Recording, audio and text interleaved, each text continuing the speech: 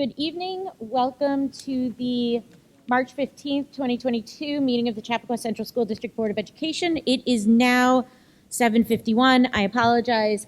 The board has been in executive session since 6:45. Can I have a motion, please, to reopen the public meeting? Move. All in favor? Aye. Aye. Please stand for the Pledge of Allegiance.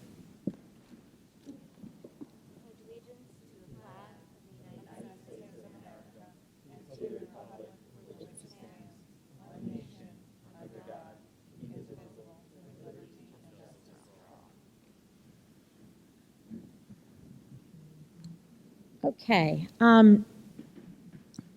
So good evening. When we meet next, it will officially be spring, but we're making some changes in preparation. It's really more of a coincidence, but Dr. Ackerman will be speaking in a few minutes about some upcoming changes in protocols based on our COVID numbers and continued relaxed guidance. And hopefully we can also all start spending more time outside.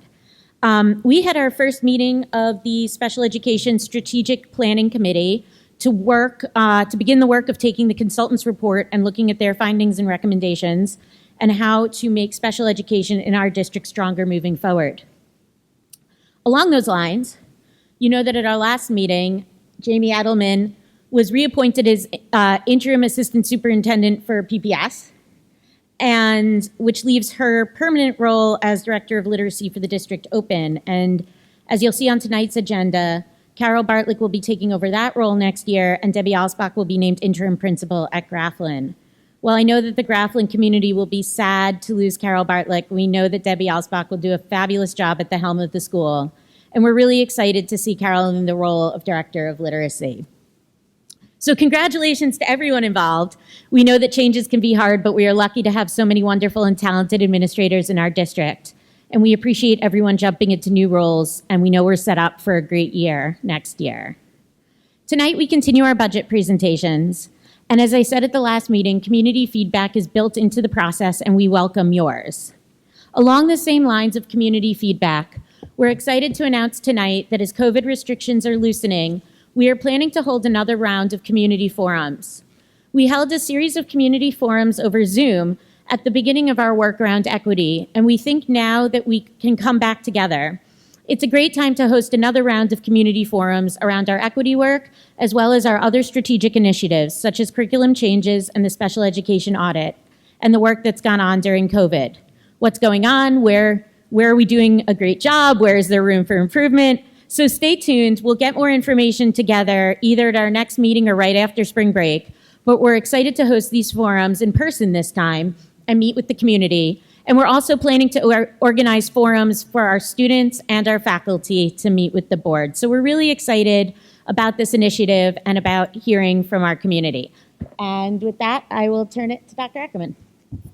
Thank you, Hillary. So welcome everyone this evening. I'd like to just begin by providing our superintendent update through our community update on our COVID adjustments, and then we'll move into our budget presentations beginning with Adam. So let me just first share with you our updated vaccination information. So you'll see our numbers from this week compared to our last meeting are pretty consistent, where we have all of our buildings over 80%. I'll keep sharing these at every meeting moving forward throughout the rest of the year.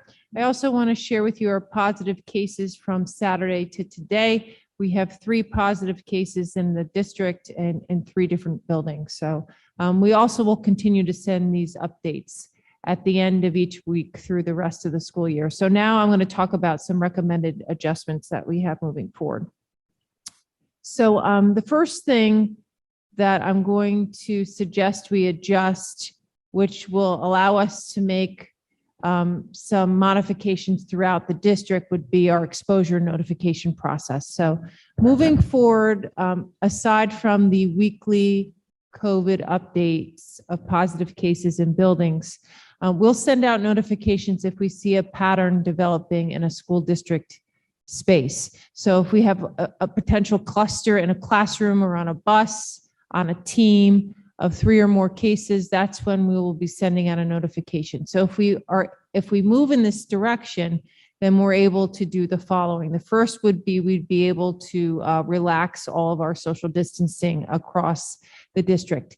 The only place that we will allow for social distancing at parent request will be in our band classes in middle school and high school. And if parents would like their children to remain at 6 feet, maybe their children have masks throughout the school day and they want to make sure that they remain 6 feet in the classroom environment, all they would have to do is contact their band instructor, and we will make sure that that happens.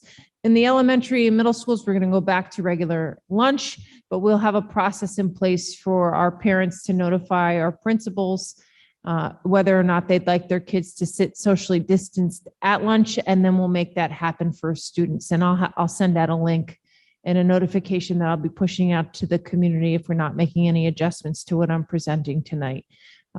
In that event, while lunch we'll be moving back to our tables, and kids will be sitting at normal tables. And in the secondary and elementary level, we still will continue with free lunch, and we're going to start to transition back to hot lunch at the elementary schools, but that's going to take a little bit of time. We have to get our equipment going again.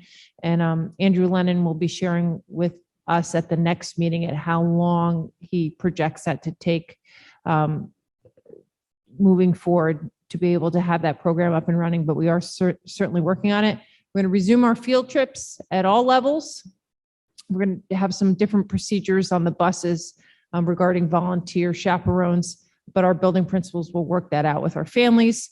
For our large scale events, where we anticipate we'll have max capacity, we're going to try to do all of that outside. Our moving up ceremonies, our graduation, of course, our middle school concerts, we're going to try to organize that all outside. In the event that we can't do that, we likely will have attendance restrictions still in place, because we at this point aren't going to be supporting max capacity of events indoors. For our smaller scale events where we don't anticipate max capacity, we won't have restrictions in place. School transportation, we're going to allow students to ride home on different buses with parent permission moving forward. Students will no longer need to sit in assigned seats. Siblings might be happy about that. I'm not sure. And then we're going to start turning on our hand dryers and our water fountains back on in all of our buildings. So we'll start all of this on Monday. We have some procedures we need to work out with our staff to make sure we're all in a good place to get started. We also need parents to have time to give us feedback about lunch and about band. But we plan on moving forward with these adjustments starting on Monday. I just want to go over some things that will remain in place. So daily screening for unvaccinated staff and students through OPERU will remain. Weekly tested for unvaccinated student athletes and our staff through a home test program will remain in place. We will continue to give out those home tests. So stop by the security vestibule, take what you need. Please don't wait for your children to be sick. Make sure you have a few in your house in case they do get sick, because we still have those procedures for symptomatic students and staff to come back to school where they need to have negative tests. Medical clearance is still required for student athletes who test positive for COVID after their physical. We're going to continue to limit our locker room use for all students at middle school and high school. Our snack procedures will remain in place at the elementary schools, because we want to make sure we are supporting our masked students in those classes. Zoom access will continue for students and staff who test positive for COVID and for medically fragile students who are unable to be vaccinated. We will continue to have our guest limitations during the school day to reduce potential exposure to COVID, and individuals recovering from COVID-19 will have to wear a mask on days 6 through 10. That's a requirement from the Department of Health. It's not something that we have discretion on. So what would create change in any of our adjusted procedures? Well, new guidance would certainly do that. Or if we have like an increase in our infection rate in our community, then I would consult with the medical director, and we may make some local decisions that would be different. But hopefully we'll continue in this direction, and we'll be able to increase our discretion and allow for us to return back to pre-pandemic conditions. But this is a huge shift for us. I met with the faculty today at 6. I took any questions that they may have had. And now I'm here presenting to the board that I'm suggesting we move forward with these adjustments starting on Monday. So if there's any feedback that the board would like to share regarding any of these decisions, this would be a good time to have that discussion. If everyone's okay with the recommendations I'm making, then I'll probably push something out tonight or tomorrow morning to our families, because I'd like to start the sign up process for lunch as soon as possible so we can get a handle on how we need to operate on Monday. Do you see us moving back to the academic comments? The board? Yep. We can certainly talk about that. That would be your decision. So, Since it seems like everyone's getting closer here, right? Yeah. No more masks. This is exciting. I mean, it's been 2 years, right? Like, it's nice to see our case numbers so low. It's nice that we feel like we can do this in a safe way and that we can get our kids back to their normal school environment. Right. Yeah, I think this all looks good, and I know as we've operated in such a wonderful way, I think throughout this whole crisis, and I really applaud the administration. I also know, as you stated in here, should situations change, that we can sort of review and reevaluate and make changes as we go along. It's great that the metrics are moving us in this direction, and we will keep monitoring it and to see if we need to make any changes, but I think this looks great. Okay. just want to say that I really appreciate you being thoughtful about both sides. People who are comfortable taking the masks off and people who are not, and how you're keeping certain things in place to provide that level of security and safety and assurance for those families who still feel like they need to, or maybe they just have to. And for those students, and then also for the kids who are ready, and the families that have been ready and been wanting this. So I think that's very appreciative.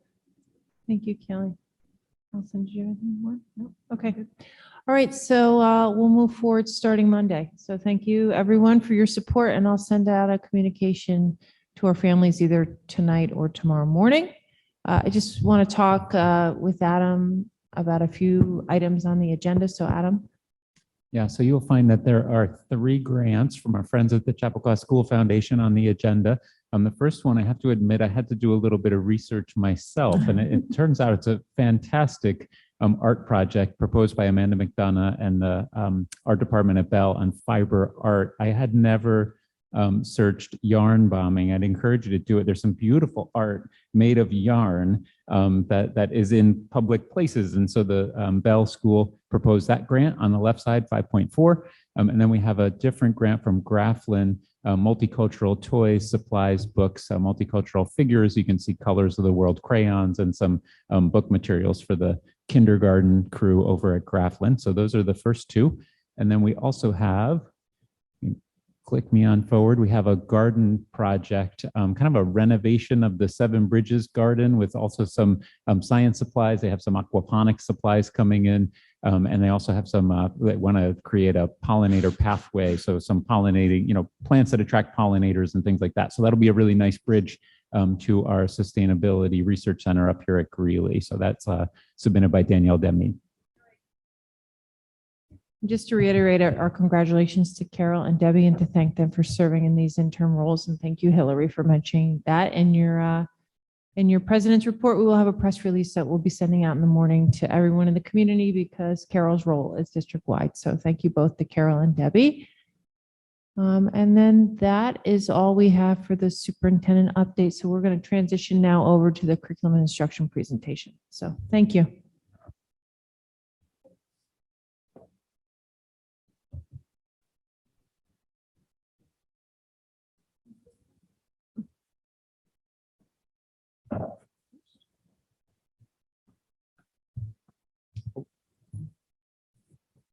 I was waiting for them. They're waiting for me. I guess I have control here with the clicker. So we'll move right into the budget presentations. Tonight we have 3 budget presentations. We have curriculum and instruction, technology, PPS, and athletics. We're going to go in that order. So I'm going to start with the curriculum and instruction presentation. And just in terms of some groundwork, as we do every year, we ground all of our budgets, and I speak for the whole group that's going to present in terms of just some framing. We ground all of our budget decisions in these board strategic questions, and we added strategic question number 3 this year. So we made sure that we're proposing a budget that addresses these 3 questions from the board. And we also ground them in the 6 priorities that we've been working on for a number of years now. We added our 6th priority just this, I guess it was last year as well. So we have curriculum alignment, technology as a tool, equitable, affirming and culturally responsive learning, using instructional space to amplify learning, district-wide assessment practices, and social emotional learning curriculum alignment. So we've been working on those things since the strategic planning launch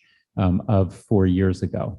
We also have our goals for active student learning and strong student collaboration. I won't go through all of these. You saw these on display as we had our students and teachers from the various schools present to the Board of Education this year. And then our curriculum and instruction departmental goals to support powerful and innovative teaching and leading through inspirational professional learning. And the second one, develop each student through rigorous instruction and powerful, relevant, and culturally responsive curriculum. So the goal is to develop a strong budget in the curriculum and instruction department that will support those things in terms of the instructional program here in the district. Typically, I go through all of the highlights for the department, and then I kind of end with the budget, but I figured I'd flip it around a little bit. I figured I'd start with the numbers, and then I'm going to hit on some highlights after this. These are the part of the lines that I'm responsible for in the curriculum department. I did want to highlight just a couple of them that you can see that we're asking for an increase. So you see that positive variance there. So this first contractual line, this is a school-wide contractual line that's related to curriculum, but it's not specifically curriculum. I also have like a curriculum contractual line, which I'll speak about in just a minute. This contractual line, we pay things like our Sustainability Research Center consultant from Cornell out of this line. Our insight equity work comes out of this line. So there you'll see a increase in that line. Administrative professional learning comes out of that line. So we anticipate that we're going to need just a little bit more funding there. And you can see a small increase in supplies. I try to help subsidize some of the building supplies when it comes to instructional supplies around like our new Sustainability Research Center, STEAM Center, things like that. So I have a little bit of extra money there to support those new projects. You also see this is also a second page with contractual curriculum studies. So this is contracts, all of these contracts, whether they are the previous page or this one, the board approves all these contracts. You see them on the agendas periodically. These are things, these are folks that help us develop curriculum specifically. So we have consultants, for example, that are helping us develop our Syracuse University race course, which will be a new course here at Greeley. We have consultants for that. We have some podcasting consultants and a variety of others that help us. We have a elementary school and math or elementary and math level professional consultant that comes in and helps us with our math curriculum, et cetera. So we anticipate a small increase there. And then the textbook increase there is related to a refresh of our math program. We have to re-up our subscription in middle school math. And we also have in that line the new social studies, the TCI curriculum that I presented to the board. We're using it this year, but we need to re-up the subscription for next year. So that's that increase in the textbook line. So this is just the overall slide. So you can see you already saw the detail in the previous slides, but you can see the overall and the increases that I spoke about. So just in terms of some highlights, I just wanted to highlight a couple of things on curriculum. I mentioned the SUNY Syracuse University race course, podcasting integration. Obviously our STEAM centers at the middle school are open now. Our high school STEAM building is open, some exciting work happening there. Next generation science standards integration, K-12, we're working there. Developing a sustainability scope and sequence. So we have students that are coming up ready to take advantage of that new Sustainability Research Center. Those are some of the curriculum highlights. Updating some curriculum materials. So you see TCI up there on the left side, which is that new social studies curriculum, Phonics First on the right side. So some materials that we need to purchase to make sure students have access to. You also see some highlights of some instructional programs, the Universal Screener, MAP Screener I've presented about before. Science 21 is our K-4 science program. Some new technology tools. We just approved vocabulary.com at the last board meeting, Pear Deck, et cetera. So you see most of these are familiar to you because I've presented them periodically at various board meetings. And then I wanted to make a list of some of the powerful professional learning. We're really proud of what we offer to our faculty and also to our administrators to make sure that our students get the world-class education that they deserve. So you can see the list there on the right side of all the different professional learning experiences that we have. These are some of our authors and speakers. I know you'll see many familiar faces and familiar books up there. So the budget will continue to support that. These are many of the book titles that our learning teams use. So we have learning team book clubs that our faculty engage in, and these are I just wanted to provide a sample. So we purchase these books for our teams of teachers that want to participate in book clubs as well as administrators. And then we also do quite a bit of event planning and support. So things like conference days, Unity Day, wellness days. We often will partner with the PTA and go halvesies on programming in the evening, for example. And you can see the other cultural enrichment things that we chip in for in partnership with the PTA, et cetera. When it comes to event planning. And then this I'm hoping will not take much of our budget, but we have had in the past to be able to support some of this pandemic testing. There is some, just supplies and materials and things that we had to purchase, stopwatches and bins and all kinds of things. So we do have some contingency worked in case we need to reopen, but I think we're all hopeful that we will not have to reopen, but we need to make sure that we're ready for testing just in case we need to, and the budget has money worked in if we need that, not much, but some. So that's the overall summary there. And then I'm going to transition right over to Josh Colwell-Block, who's going to go through the technology budget. Hi, everyone. Good evening. So our technology department had developed a vision statement a few years back, and we have continued to evolve it. This budget is going to focus on our active learning environments and as well as security, privacy, and cybersecurity. So you could see that the technology budget is completely intertwined into our curriculum instruction. And over the years, I think listening to Adam as well, how much technology both supports our curriculum and instruction in our school districts and how much that they are literally at this point one and the same. You can see here our teaching and learning spaces. We are a completely mobile environment. Our students are able to take mobile devices anywhere throughout our active learning spaces. And you could see students taking pictures, taking videos, making podcasts. All of this is because of the great investment that this district has made in technology. We are excited that all of our STEAM spaces are open and the curriculum is been incredible. We were just in the STEAM space at the high school today, and you were unable to tell which class was with which teacher, and they were all using laser cutters and CNC routers and hand tools and design tools. And it was unbelievable to see this symbiosis of having a STEAM building that's nestled between art and engineering and the math and the science departments. So we have 3 digital learning goals, and these are the goals that guide everything that we do within the technology department and curriculum and instruction related to technology. The impacts that are on the budget this year revolve around 4 specific things. Cybersecurity is probably one of the largest drivers of increases in technology budgets right now and is incredibly important and increasingly important for school districts to be thinking about.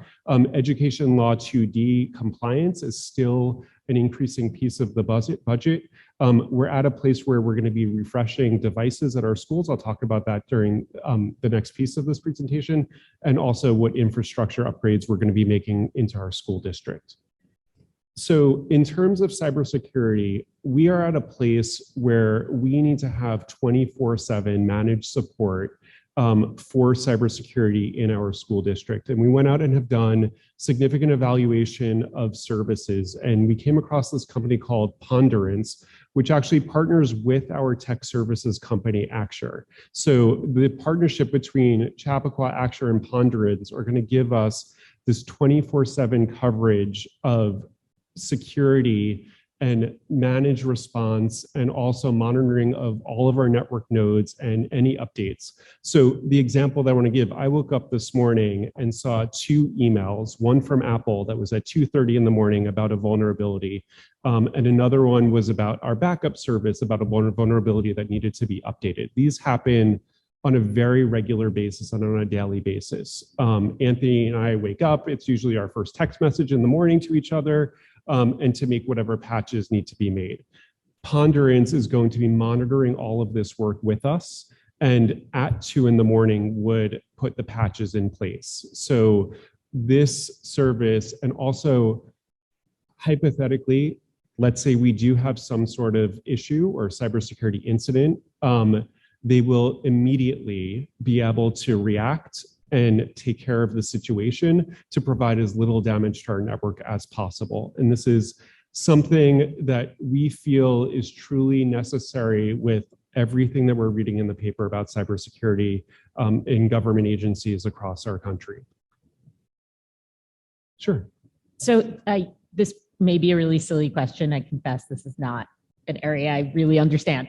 The ponderance, is there a person there who's doing this work, or is that like a yeah, that's a great question. So they are a managed service that have people, and I would say like picture your typical room without windows and people at computers 24/7 that use our current monitoring software that's already on our devices, our endpoint protection, our endpoint services that we have on all of the devices that are in this room and throughout our network. And that person, that group of people will monitor our network logs on a 24/7 basis and be able to make any reactions that are needed in a moment's notice. Okay, so it's a human responding, not a bot. That's correct. Yeah. That's okay, a great. Question. Yeah. So we are at a place, it's hard to believe that we are going into our 5th year of our one-to-one implementation, which means that as part of a 4-year cycle, we are at a place where we're ready to refresh our 3rd and 4th grade iPads that were granted to us by the Chappaqua School Foundation. And we're actually on a really nice cycle at our middle school that we refresh a grade level at a time. So last year we did, or this year we did our 5th grade, and then next year we're going to refresh the 5th grade again. So students will travel with their devices. Our inventory, you're going to see 2 changes. One is we have a redundant Wi-Fi access point server that we had added. And then we have a brand new inventory management system, which discovered that specific iPads were labeled as laptops, as they might be, someone might make that mistake. But this system, so you see sort of a switch of the number of iPads versus the number of laptops that we have. But pretty much the number of devices that we have in the district, as we are one-to-one, remain relatively the same. In terms of the hardware projections, the big difference that you're going to see is a swap of MacBooks for PC laptops. So one of the next phases of instructional support that we're providing is we're giving Greeley teachers the option to have a MacBook or a PC. And along with the MacBook, they're committing to specific professional development. And one of the biggest reasons is that when we monitor our network, we see that over 90% of the guest devices that are on our network are Macs. So we're trying to align the devices that our faculty have with what the students are bringing to school as part of our BYOD program. So the proposed budget, you could see the lines that I have. Josh, Yeah. Warren has a question. Oh, sorry, Dorian. what Yes. about all the Chromebooks in the iLab? We don't, what happened? Chromebooks in the iLab? We don't have any Chromebooks in the district anymore. they're done. We have eliminated Chromebooks as of 2 years ago. 2 years ago, okay. Yep. Yeah. So everything's Mac, everything's Apple-based. Everything, right. Everything in every single device in our district is either Mac or Microsoft Surface. We have nothing else, no other device type in our school district. Okay, so that's going to be easier for you than the manager. That is exactly right. That's where I was going with this. Yep, that's exactly right. Thank you. Yeah. So the device congruency makes life a lot easier for us. So you could see here that overall total budget total is a $408,000 increase. And I'll discuss all of those increases in a couple of slides. Adding in our BOCES increase and our lease increase, we see a $531,500 increase to the proposed budget. Those increases are coming from specific line items, and just some highlights in why some of the increases are. The first thing is, 4 years ago, iPads cost us approximately $319 a piece. Now they're coming in at $393 a piece. We've seen a significant increase in all technology costs in terms of hardware and in terms of contracts. We have a plan to wire C-field, and we actually have a plan to wire almost all of the fields. So we should have Wi-Fi coverage on all of the high school fields as part of this budget. And then the rest of it is all of our replacements, our contracts, and our repairs. So these are just the details of all of the increases and where they're coming from in our budget. And the thing that I do want to highlight is that this year is the first year that we're realizing the gains of having specifically Microsoft and Apple devices, that we have estimates of buybacks from both companies of $216,400 to offset all of the budget increases, keeping us at approximately a 9.5% increase from budget to budget for there. Thank you, Josh. And now we're going to transition over to Jamie and Karen for our PPS budget and special education. Oh, sorry about that. Good evening. I'm happy to be here with you tonight to share the proposed budget for special education and related service for the 22-23 school year. A couple of years ago, we restructured the PPS department. We are in the second year of that. It has proven to be a structure that works well. We have chair people at each of our levels who handle the CSE meetings for elementary, middle, and high school.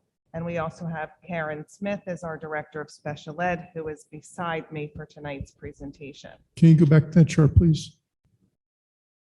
Can you go back one chart? I'll go back one, Jamie. Yeah. Thank you.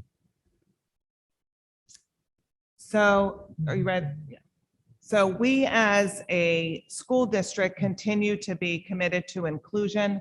We make sure our students receive their education in the least restrictive environment and that they get instruction that is tailored to their particular needs. The budget that I'm going to share with you tonight reflects programs and services that maintain those commitments. So last year, when the proposed budget was presented, there were priorities that were set forth for this school year. I just wanted to report that as of now, the teachers have already participated in all of those professional development opportunities. We have engaged in work around transition planning. And as always, making sure that we have appropriate programs for our newly classified and transfer students is always a priority that rises to the top of any given school year. And this year certainly did not disappoint in this area, since we had quite a number of students move into our district with IEPs. Our priorities for the upcoming school year will lean heavily on the study that was conducted by PCG and that was shared at a board meeting in January. So as was stated at the start of tonight's meeting, a strategic planning committee has already met to review the recommendations, to prioritize those recommendations. And by the end of the school year, we anticipate having a 3-year plan from that team. Our primary priority for 22-23 will be to implement year 1 of that plan. Another important priority for us moving into the next school year will be to provide the integrated co-teach model for our 8th grade algebra students. with IEPs. And the reason that we've made that decision is algebra is a high school level class. In our high school, our students with IEPs take that with a model of integrated co-teach. So we will offer that to our 8th graders next year. Both the PCG report and our Insight report stated the importance of professional development and a multi-tiered system of support. So you'll see both of those stated there. We are going to return and bring back our Wilson Reading Fellowship, which was started a couple of years ago. We've had 14 teachers do the first part of the training last summer, and they will move forward with level 1 certification and their practicum this school year. May I just add, we had to delay the implementation process because of COVID, because there is an internship requirement that we just couldn't meet due to the restrictions because of social distancing. Sorry, Jamie. So even with that little short hiatus, the interest hasn't waned. The teachers still see it as a really valuable tool for their instruction. And so we're going to continue to offer that. The other part that I want to mention with the multi-tiered system of support, that was clearly outlined in both Insight and the PCG report. We have already convened a district leadership team for that as well, and we are looking to put in place a consistent process in our elementary and middle schools, and our high school team is participating as well so that they can understand what process is feeding into their process, and they can adjust it accordingly. Communication and collaboration are always a priority. The special ed manual and our website, we hope to keep updated and current so that our teachers and parents will see that as a place to get updated information. And we always value and want to strengthen our partnership with the PTA and community agencies.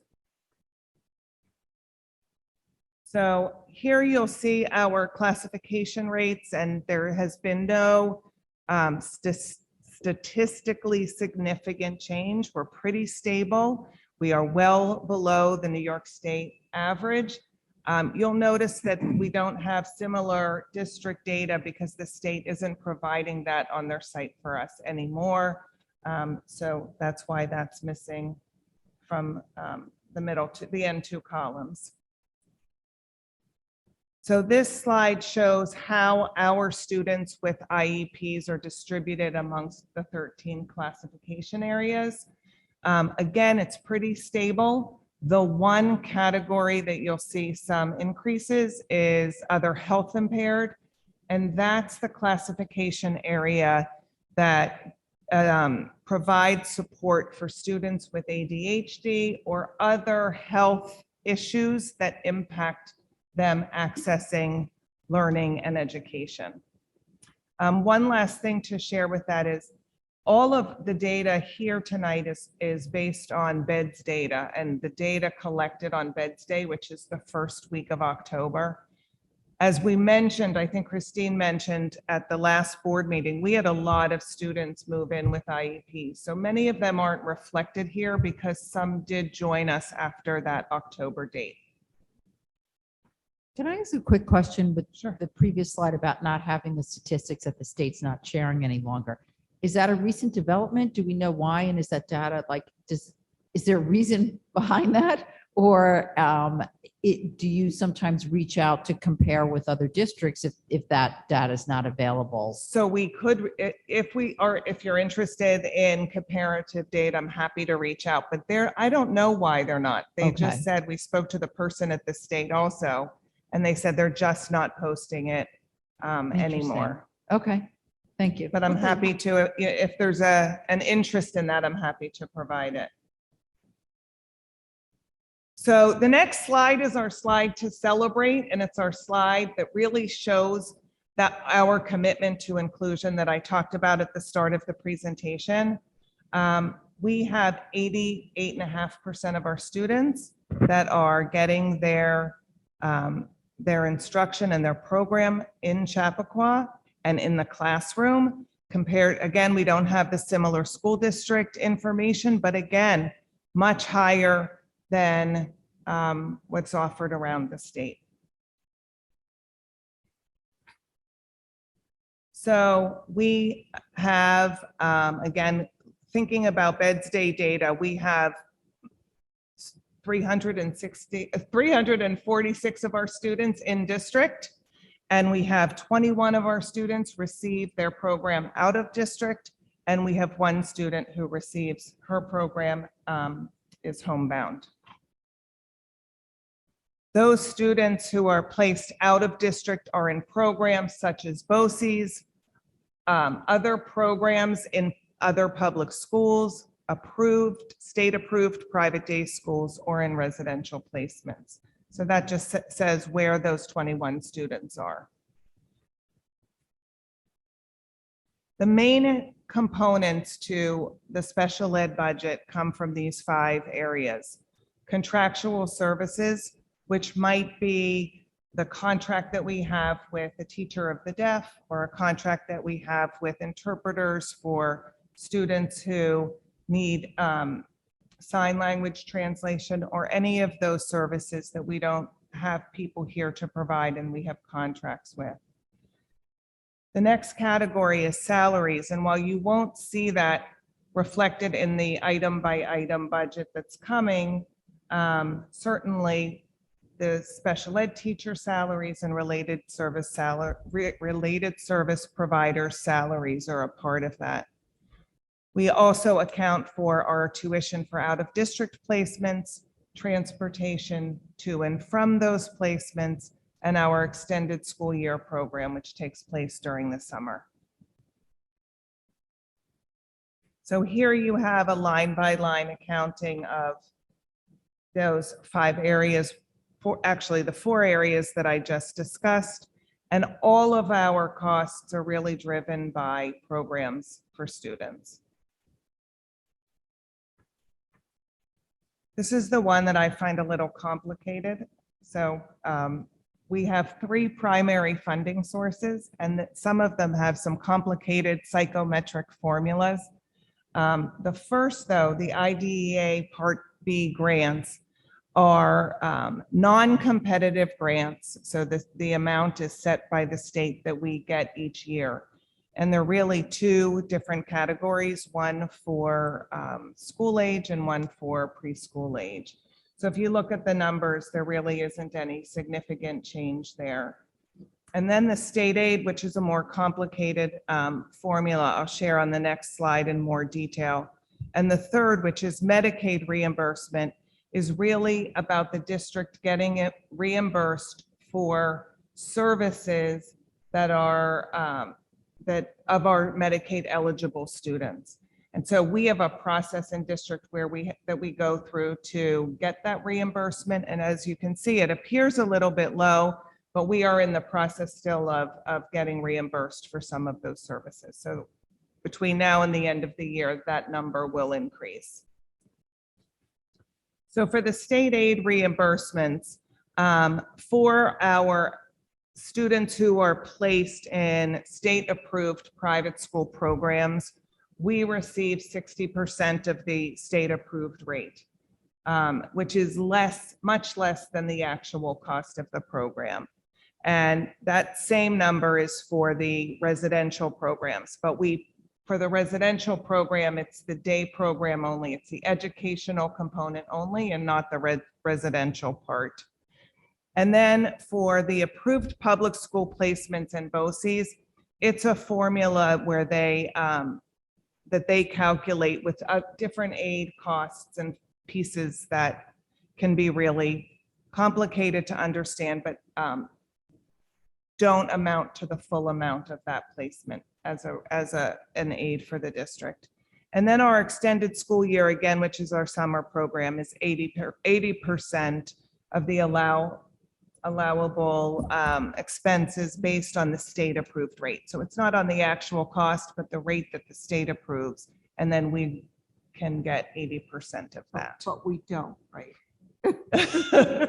Right. That's my favorite issue. Has not changed in a long time, but we do not collect on that, right? Andrew? So the key piece of this slide is it's the allowable expenses, Okay. right? So what, while, and I'm just use math as an example, it may be $100,000 replacement, the allowable rate's 80,000, you'd get 80% of the 80,000. So just planning for that in the budget is important because it might not be just 20% of the But we're district. supposed to get that money, but we don't. It's, well, per the law, it's the allowable expense. So if the allowable expense is not the full tuition, then No, I you understand yeah. that, but the state's reimbursement rate, what they've been paying us over the years, they dribbled this out. In terms I'm of, sorry, I didn't hear the last in part. terms of collecting from New York State for this, they don't actually refund us what we're supposed to be. We put the money out, they're supposed to pay us back, and they don't. Allison's Right. pointing out that the payments are absolutely not timely. Oh, they're not timely. Timely- That's for sure. timely is- Timely is an issue as well. And they're way under what, under their contractual obligations. Just- They say they're paying it, but But they don't don't. have Yeah. to sort of write it off 5 Right. years down the road because it's never Correct. coming in, right? I'd have to dig into the details of the history a little bit more, but my experience has been that the shortfall that districts usually have is that the state approved rate ends up being lower than was expected. So when you get 80% of the state approved rate, you might have been expecting 80% of a higher number. So then when you get your payment, you end up being paid less than you thought. And that's the challenge that I think many districts have felt in the past. Like But what you were the saying challenge is- is they should be, It's not, they're not even paying what they say that low rate Yeah, they're is. not The even money's coming not through with coming that. in, which we know we've struggled with. over thank you for the bringing that up, Leslie, because when you haven't been on board, that's been my, years. Right. Yeah. my gripe. But, You yeah. carried the flag for. right, we don't get what we're supposed to get back. Yep. So there's nothing we can do That's about it. It's just that we have to let the community know that this is an expense to us. And it's an expense that we can't really deal with. Right, so we put the money out in advance and the reimbursement is less than timely, if at all. So, yes. So, We okay, know it's a write-off. yes. Thank you. Oh, look at that. Okay, Jeff? thank you.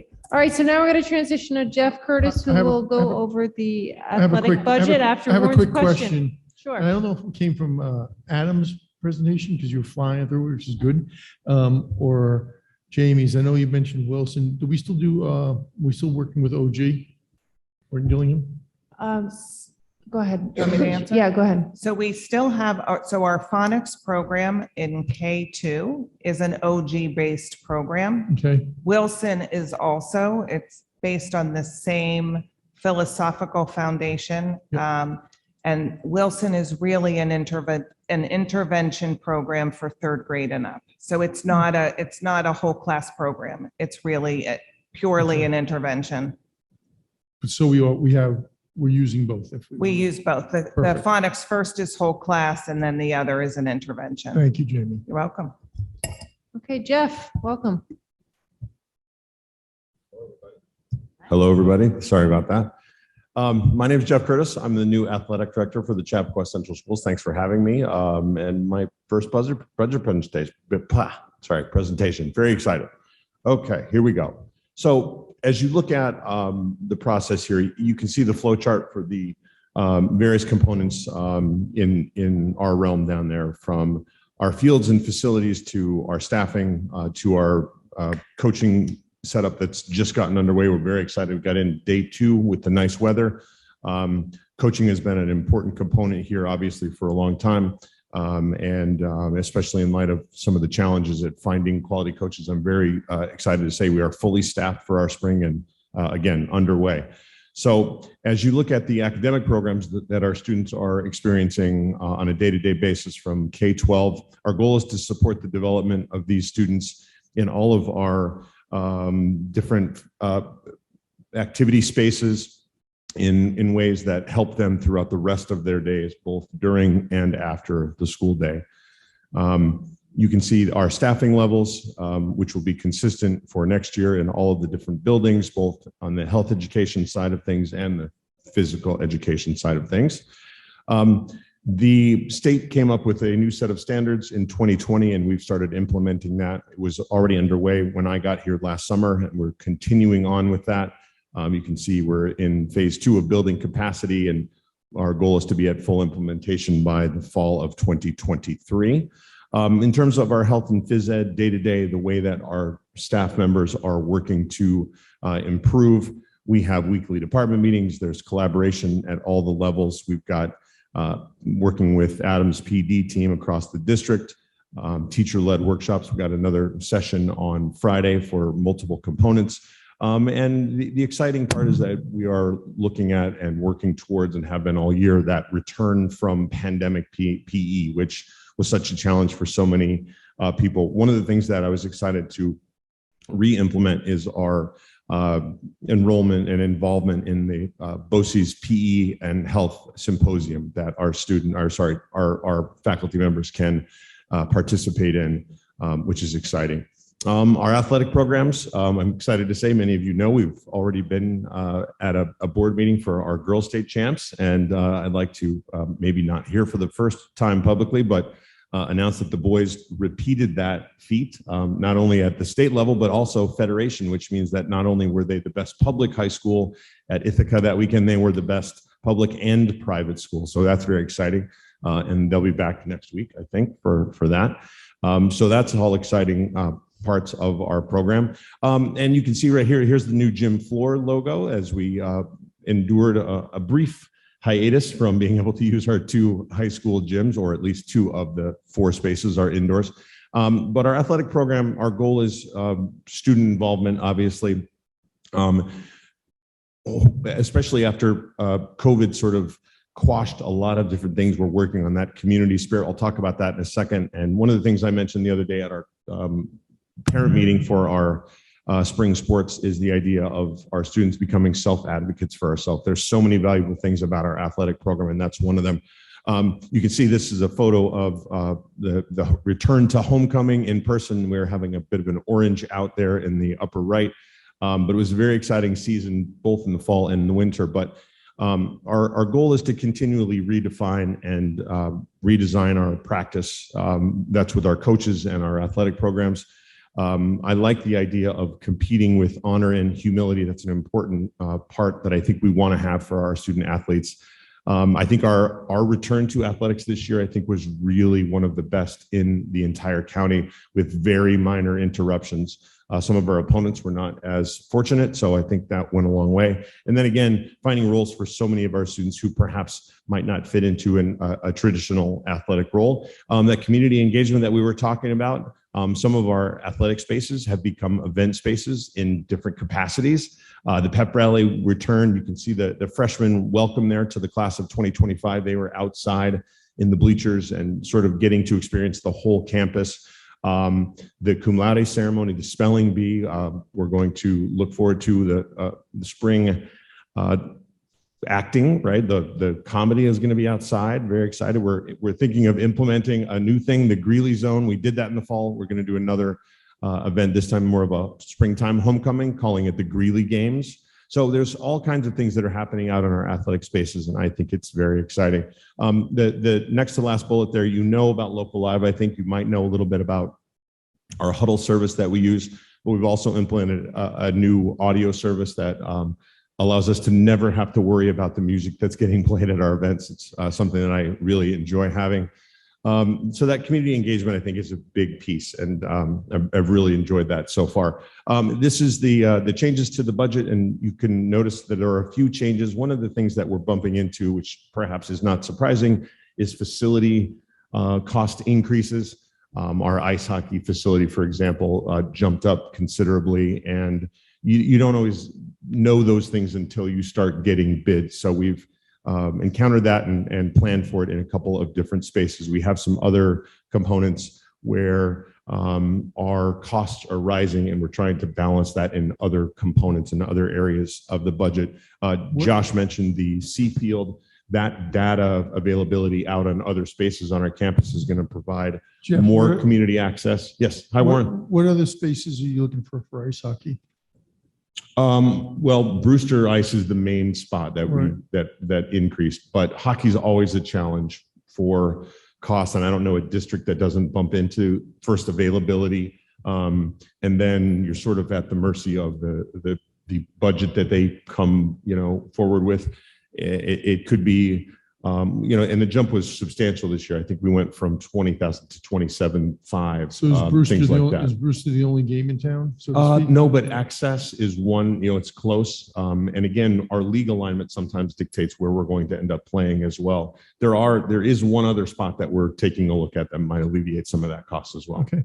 So I think that I had a similar question. I think you just answered it. So this is to stay in the same facility. They just raised their price for ice hockey. Correct. Okay. And that's one that we sort of endured and dealt with already and had to sort of work with, but now we're at least planning for it. And again, we'll search for other viable options too. And I assume that many of the districts are using the same rink because I can't imagine too many districts have their own ice rink. Correct. And I assume that they're charging all the districts the same thing. Correct. Okay. Yes. I had a quick question. I know it's been in the pipeline for a while about getting connectivity out to Seafield. Mhm. So is there a timeline for that? And I'm curious also then it will be like local live will get hooked up there or what have you. Is that in conjunction, obviously, to make that happen? So I just didn't know. Correct. Right. Josh? Yeah, so we already have our proposals set. And so once the budget's approved, we're going to get everything set and mobilized to put up 2 large access points that are point to point that bounce back to the Ed Center into Greeley. So it shouldn't take more than a week to complete it. The question is just going to be getting the access points and plugging them in. So it will definitely be by the fall. So we That's want to, great. we want to make sure we prioritize this. We got a lot of feedback on this from the community.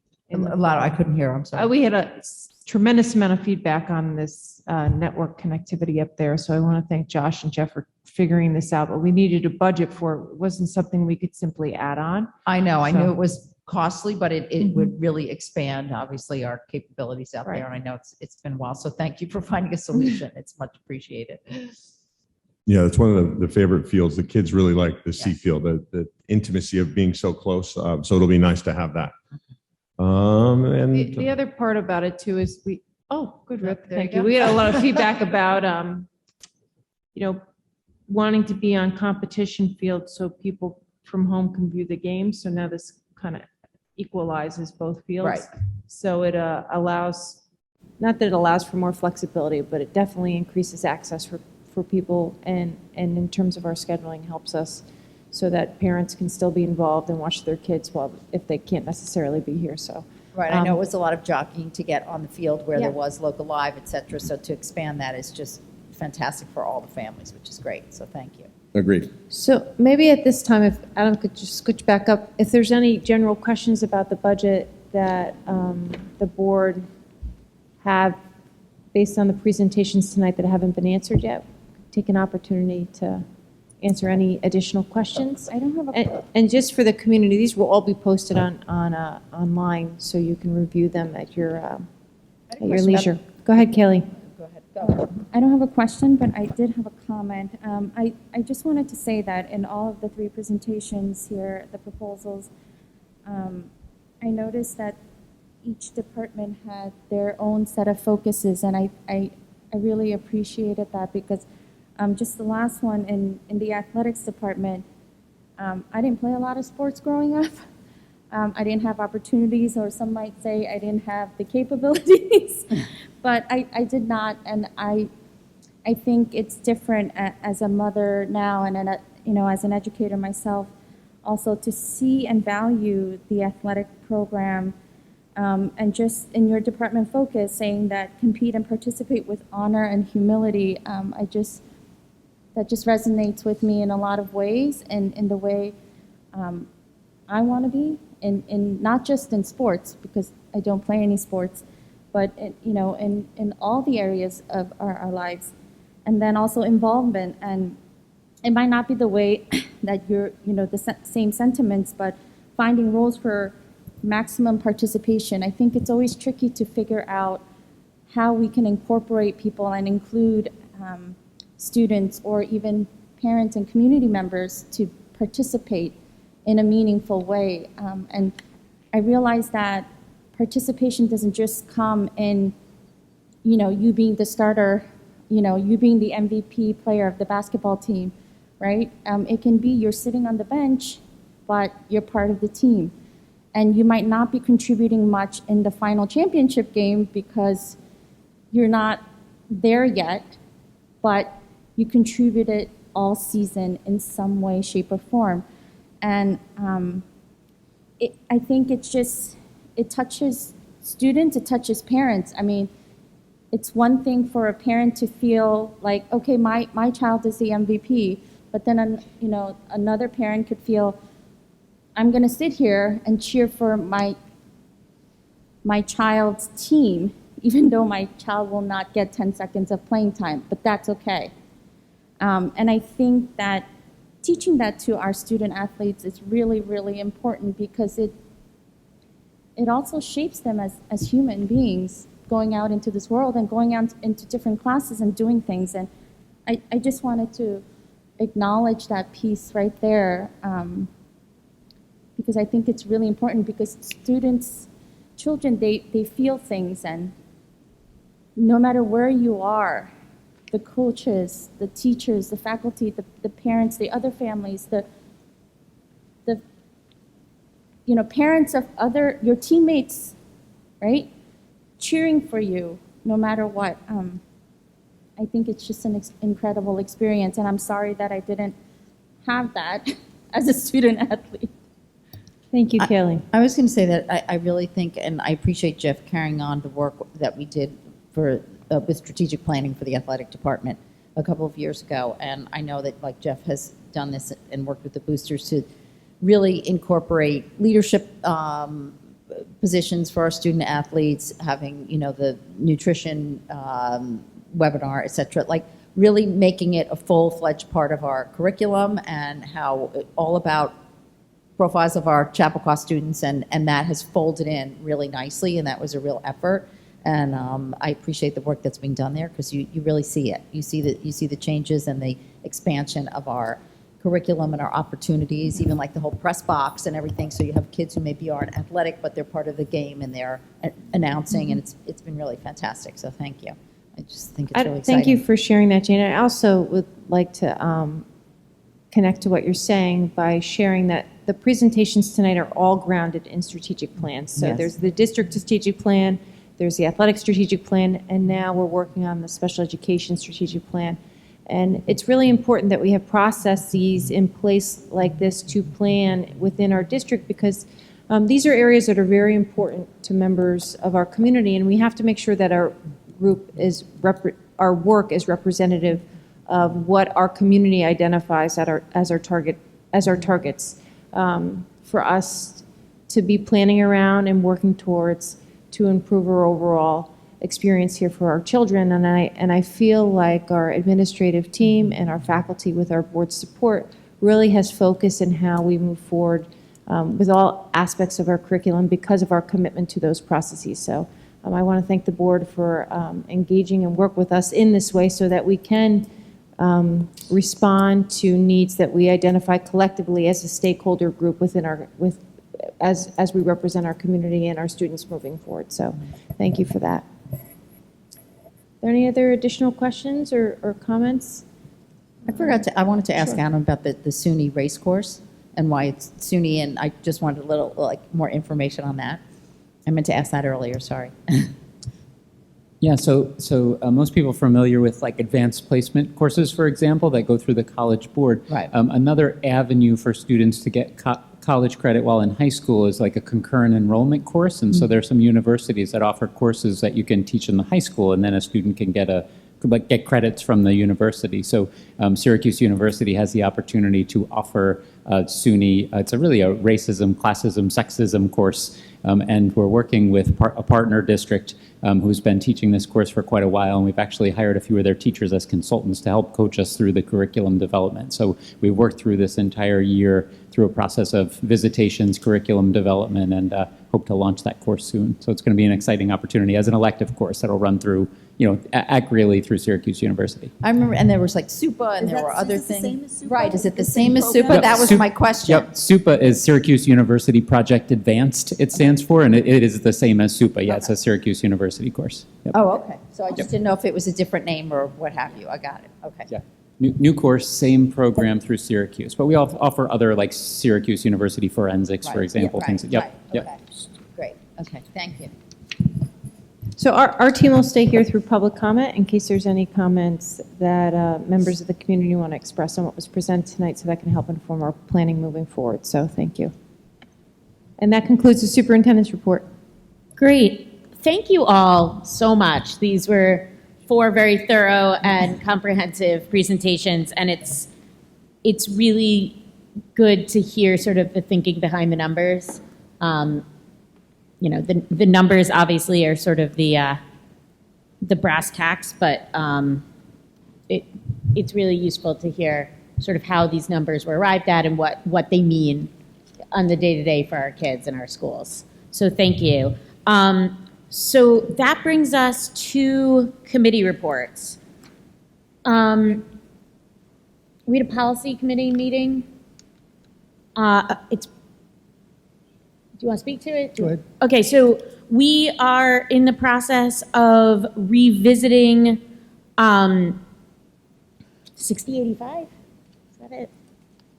I took it out of my book. Too. What? I took it out of my book. I think it's 6085 and 6090, which is our purchasing policies, which we had revised earlier in the year and are now working with the business department to make some additional modifications that will accomplish the goals of what we set out when we initially revised it, while not crippling the ability of the business department to do their work. So we'll be back to you Yes.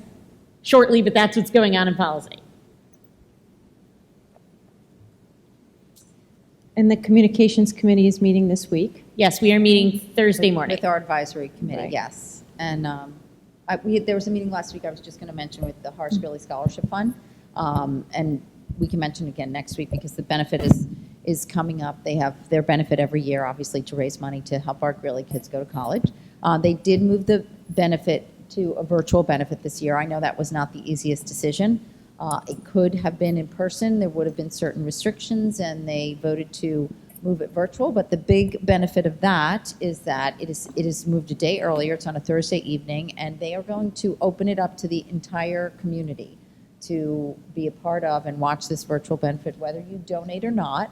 But I know they are encouraging everyone to donate the way they normally would have. I mean, the scholarship fund, which many people know, really, really helps our Greeley students. And I think last year they gave about $490,000 of grants to our Greeley kids to help defray the cost of college, but the demonstrated need was about $790,000. So there's a big gap there. They do tremendous work, so just was going to encourage everyone to give if they so choose to help our Greeley kids go, but also to let them know that on Thursday, the 31st, that they can all tune in and watch some beloved members of our community be honored, Rita Santilli and our faculty member, Joe Kearns. So just want to put in a plug for them. Great. Is there anything else under committee reports? Yeah, health and safety met last week, and facilities meeting next week. Great. Okay. So that brings us to the public comment period. We welcome public comments, and in respect for each other's time, we ask that you limit your comments to 3 minutes. Board members may also be contacted via email or phone. After the public comment period has been completed, board members may have a discussion amongst themselves regarding comments presented. So if you'd like to make a public comment, please come up to one of the microphones at the bottom of the aisle and state your name and make your comment. You can all go. Just take turns.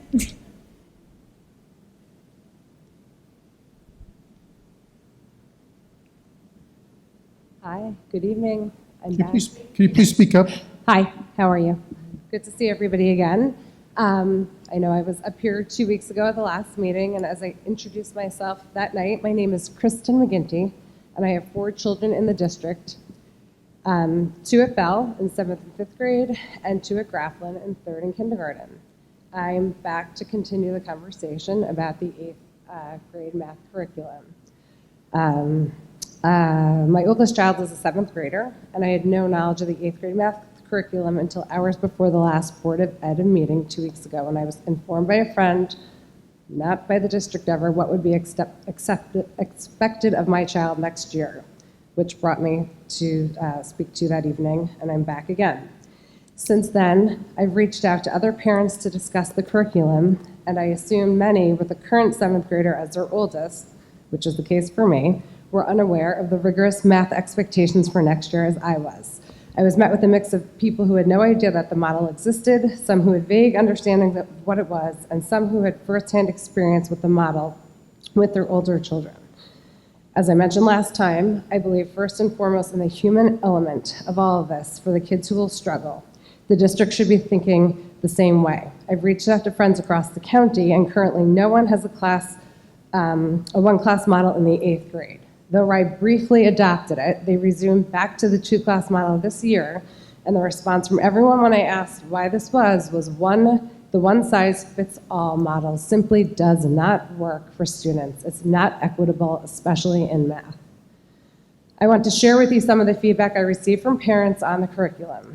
I'm going to email you all a copy of this as well so you can review. For those of you up there who are parents and you can relate, please imagine if these sentiments were about your own children. The following is what parents reported back to me. This is bad for all kids. It fully removed differentiation on both ends and services nobody. What will the district do to support those who are struggling? My child is currently going through this now. I hope that they would make a change for next year, but the district doesn't seem to be budging on it. Chappaqua is literally the only school district nearby that's putting pressure on all of its 8th graders, and it's absurd. There's no transparency in this district. I didn't even know this curriculum existed. This will be a nightmare for my child. This is a mess. I despise this. Trying to listen to the district rationalize its equitable access to rigor is infuriating. This was a miserable experience for us last year. It ruins the experience for the advanced and those who struggle. Kids are being set up for failure. This makes kids who struggle feel worse.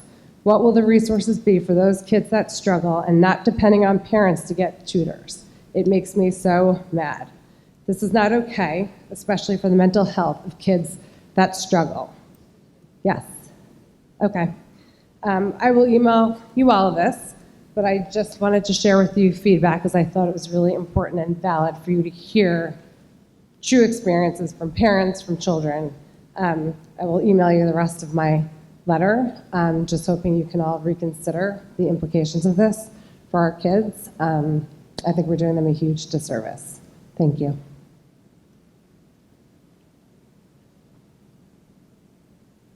Hello, my name is Diane Pufal, and I am very fortunate to have the opportunity to be here again to speak with you. Last time I had the opportunity to be here, we spoke about having a co-taught class if this was the model that the school district was going to abide by. After hearing Jamie's special education strategic plan, I am very happy to hear that a co-taught class is being implemented for students with IEPs. As a parent with a child who has an IEP, I greatly benefit from this, but I'm here to speak on behalf of all parents, not only those who have children with IEPs. We have children with 504 plans.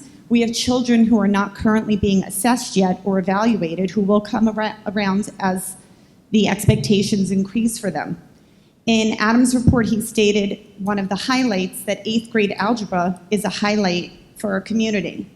But I beg to differ for many families in this community. This is not a highlight for all. This is a highlight for some. It has also been noted in tonight's presentation that we are giving a world-class education that children deserve. But if that's the case, that means differentiating instruction based on students' needs. As Kristen said, one program does not fit all. And again, as much as I appreciate that a co-taught class has been now added on to next year's program, I think it's really important to consider that one level of math for all students is not appropriate. And for children who don't really enjoy math, I think it's an unfair expectation that they should have to take this level of course of math in their school in 8th grade. For my son, as an example, he loves social studies. He would love a social studies advanced level class. but the district has decided he has to take an advanced level math class. Sorry, I apologize for the echo. My question is really why? Why are we putting this expectation on our children? They have experienced social and emotional challenges unlike ever before due to COVID, due to learning in gyms, to learning virtually from their homes. And I really think there's a time and a place to reevaluate things, and when we make a mistake, to say we made a mistake. And I am very appreciative that the Rye District did stop implementing this program, and I really would like to ask that Chappaqua consider the same, and that we did try it. This is not something that we should be using our children to experiment on. And I would like to ask that we really take a look at the children's needs and to consider the fact that one program does not fit all. Thank you.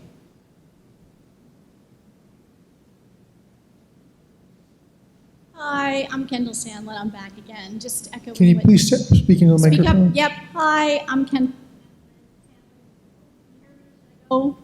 Yeah, I'm back again. Just to echo what Diane and Kristen said. Once again, thank you for the co-taught class.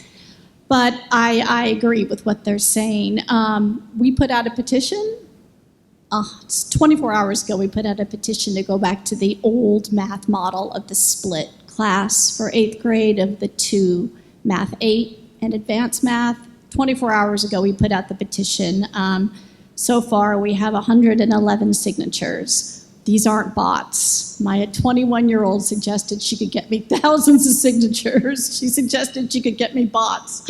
I told her no. I recognize every single one of these names as parents in the Chappaqua Central School District.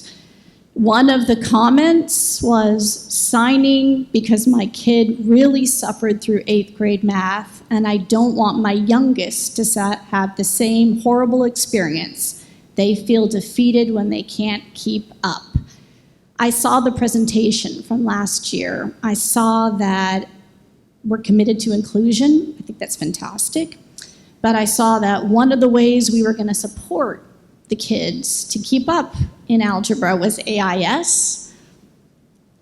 So we expect kids who need AIS to be with kids in the same class who are going to go on to honors math. This just doesn't make any sense to me at all. I'd like you to reconsider. Thank you. I'll send the petition to you. Thank you.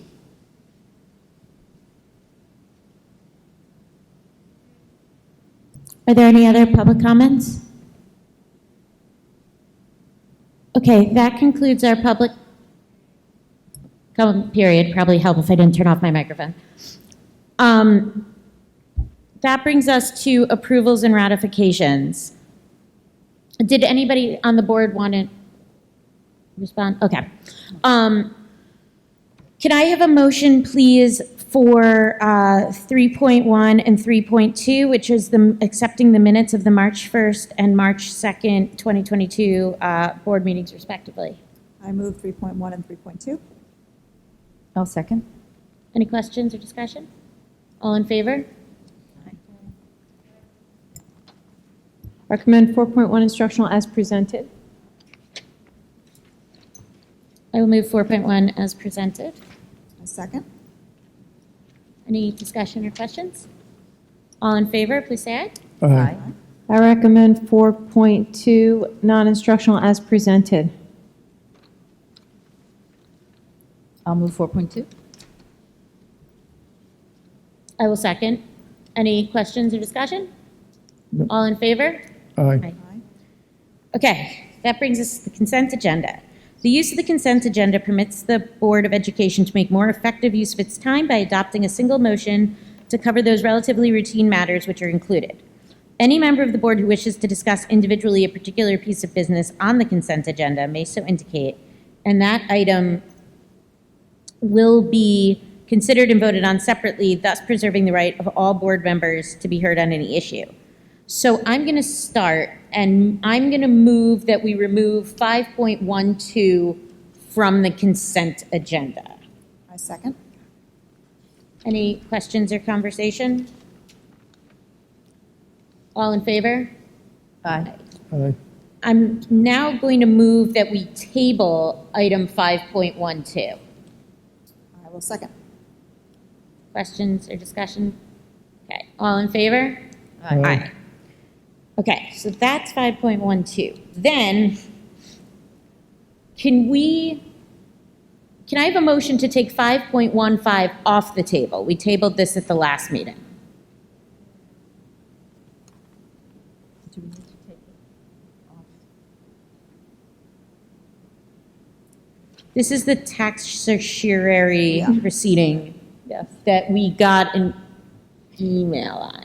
You needed further feedback and Right, do we received need to it. move, Yes, take it I- off the table? I got even though it's instructions. on the agenda? Yes. That was my question. Yes, To put it on the agenda. Okay, got it. All right, yes. thank So you can for I have clarifying a that for me. motion to take 5.15 off the table? I move we untable 5.15. I'll second that. Any comments or questions? Okay, all in favor? Aye. Okay, so what? After all, Oh, anybody opposed? I'm opposed. Okay, do you want to speak on that or just Nope, want to be I opposed? just don't want to Okay. be So 5.15 is out of the consent agenda.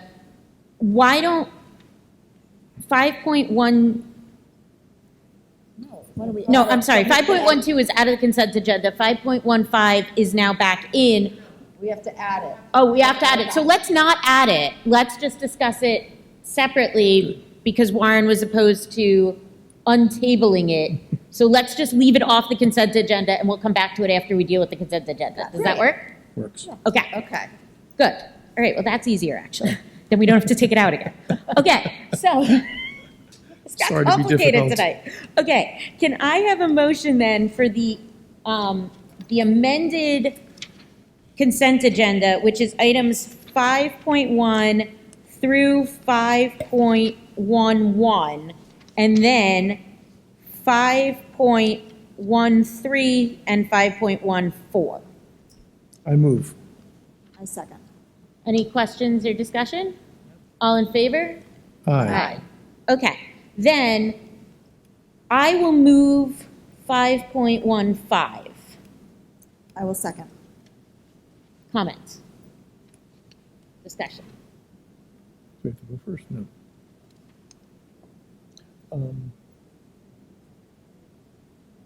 Do you have any comments? Yeah, yeah, I mean, we received a pretty basic statement back from our attorney regarding this, and I guess I'd like to have more information on it before I vote on it.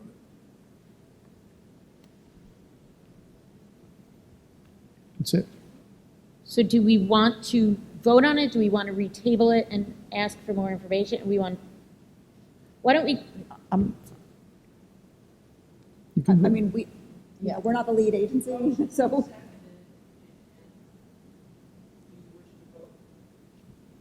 Yes, Okay. I'm fine to vote on it. so all in favor, please say aye. Aye. All opposed? Aye. Okay. Okay, that brings us to 6, which is our financial, facilities. So, item 6.1 is an acknowledgement of a change order that has already been approved. So I will move item 6.1. A second? Questions or discussion? All in favor? Aye. Aye. Okay, can I have a motion, please, for 7.1, 7.2, and 7.3? These are acknowledging receipt of the treasurer's report for February of '22, acknowledging receipt of the appropriation status report for February of '22, and acknowledging receipt of the revenue status report for February of '22.